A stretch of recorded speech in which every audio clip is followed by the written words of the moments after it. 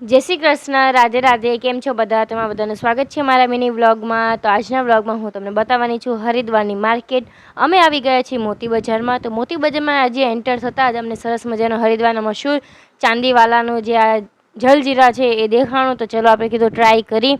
તો આ હતું ચાંદીવાલાનું જલજીરા ભાઈ. આની અંદર બુંદી હતી અને ટેસ્ટ આમ સારો હતો, પણ આપણને થોડુંક અજીબ લાગે. કોઈ દી આપણે આવી ટાઈપની જલજીરા તો મેં નથી જ પીધી, મેં ત્યાં ફર્સ્ટ ટાઈમ ટેસ્ટ કરી છે. તો જલજીરા પીને હવે આપણે જઈશું માર્કેટમાં. તો આ હતી ત્યાંની માર્કેટ. આ માર્કેટનું નામ હતું મોતી બજાર. બહુ બધા સ્ટોલ્સ હતા. આપણે હું તમને બધા સ્ટોલ તો આમાં કવર નહીં કરું, થોડું મેં બધું લીધું છે. તો સૌથી પહેલાં તમે એક આ મોટો થેલો લઈ લીધો છે, કેમ કે ગમે તે ખરીદી કરી કે આ હાથમાં થોડી કેટલી બધી થેલીઓ સાચવશું, તો એક થેલો લઈ લીધો. ત્યારબાદ આ જાકીટવાળા ભૈયા પાસે આપણે આવી ગયા છીએ અને ત્યાં અમે જાકીટ જોયા. મિત્રો, અમે જેટલી પણ શોપિંગ કરી એ બધી જ વસ્તુનો મેં અલગ વ્લોગ બનાવીને મેં મારી ચેનલ પર અપલોડ કરી દીધો છે, અને એ વિડીયોની લિંક હું અહીંયા ડિસ્ક્રિપ્શન બોક્સમાં નીચે મૂકી દઈશ, તો તમે ત્યાંથી એ વિડીયો જોઈ લેજો. અહીંયા મેં જાકેટ લઈ લીધો છે, તો પણ મારા માતાશ્રી હજી બીજી વેરાયટીનું પૂછે છે, અને બાર્ગેનિંગ પણ મારા માતાશ્રીએ જ કર્યું છે, કેમ કે આપણે ગુજરાતી લેડીઝનો તો નિયમ હોય કે બાર્ગેનિંગ કર્યા વગર આપણે ક્યાં પણ એક પણ વસ્તુ લેવાના છીએ. તો હવે અમે આવી ગયા છીએ અહીંયા હોલસેલર પાસે, અંબિકા ટ્રેડર્સમાં. આ હોલસેલર પાસે ઘણી બધી વેરાયટી અવેલેબલ હતી. અહીંયા બધી વિન્ટર આઇટમ અવેલેબલ હતી, જેમ કે સ્કાર્ફ, મફલર, ગરમ ટોપી, હેન્ડ ગ્લોવ્સ. એ હોલસેલરની ત્યાં એક જ નિયમ હતો કે એ લોકો એક પીસ કે બે પીસ નહોતા આપતા. એમનો જેટલા પણ પીસનો બંચ આવે એ આખો બંચ જ તમારે સાથે લેવાનો. તો અમે બધી વેરાયટી જોઈ, ત્યારબાદ અમને જે બંચ ગઈમાં એ મેં બંચ લીધા છે. તો અહીંયા હું તમને બતાવું કે અમે કઈ ટોપી લીધી. ખાસ તો આપણે હરિદ્વાર ટોપી માટે જ ગયા હોય ને, તો હરિદ્વારથી ટોપી ના લાવીએ કેવું બને. તો અમે અહીંયા ટોપીનો આખો બંચ લઈ લીધો છે. ત્યારબાદ અમે એક આ ગરમ મોજાનો પણ બંચ લીધો. આમાં આઈ થિંક 12 પીસ અવેલેબલ હતા મોજાના. બસ હજી પણ અમે બીજી આઇટમ્સ જોતા હતા. મારા માતાશ્રી અને મારા માસી પણ હતા. તો એ બંને જણા અંદર હજી બીજી વેરાયટી જોતા હતા. જો એમને પસંદ આવે તો એ લોકો લેશે.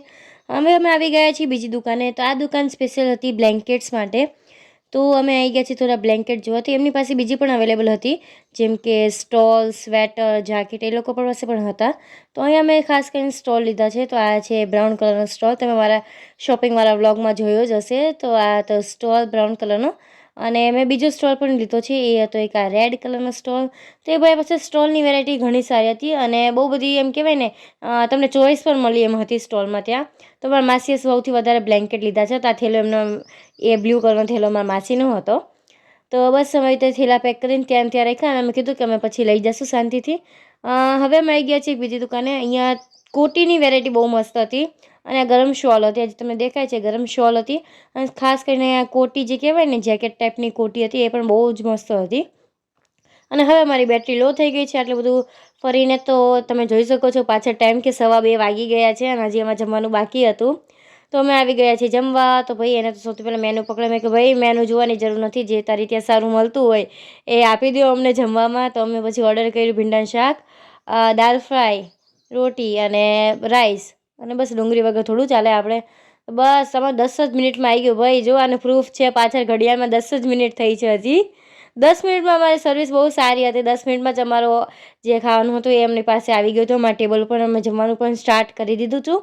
જમી લીધા પછી પેટની અગ્નિ ઠરી ગઈ હતી, ને હવે આમ પાછી એનર્જી મળી ગઈ હતી. કાંઈ વાંધો નહીં, હજી આપણે માર્કેટ એક્સપ્લોર કરી લેશું. તો હવે અમે આવી ગયા છીએ પાછા માર્કેટમાં, જ્યાં અમે જોયા થોડાક શિવલિંગ, અરીસા. ત્યારબાદ અમે એક આ પર્સનો સ્ટોલ પણ જોયો. પર્સ પણ અલગ અલગ વેરાયટીમાં અવેલેબલ હતા એમની પાસે. ત્યારબાદ મિત્રો અમે જે સ્ટોલ ઉપર આવ્યા છીએ, આ સ્ટોલ ઉપર છે ને બહુ જ મસ્ત થ્રેડ વર્કના સ્ટોલ અવેલેબલ હતા. તો એ મને ખૂબ જ ગમ્યા હતા. મેં એમાંથી એક સ્ટોલ બી લીધો છે. અમારા શોપિંગવાળા વ્લોગમાં તમને જોવા મળશે.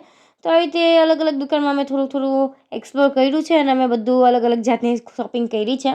અહીંયા અમે એક સાડીની દુકાને, ત્યાંની ફેમસ જે સાડી હતી 40 ગ્રામ સિલ્કની, એ પણ અમે એક સાડી લીધી છે. મારા શોપિંગવાળા વ્લોગમાં તમને બધું જ મળશે. તો મિત્રો પ્લીઝ તમે મારા શોપિંગવાળો જે વ્લોગ છે એ તમે ખાસ જોજો. તો આની સાથે હું મારો આજનો વ્લોગ અહીંયા પૂર્ણ કરું છું. મિત્રો તમને કેવી લાગી હરિદ્વારની મોતી બજાર મને જણાવજો કમેન્ટ સેક્શનમાં. તો મળશું બીજા વ્લોગમાં. ત્યાં સુધી બાય બાય.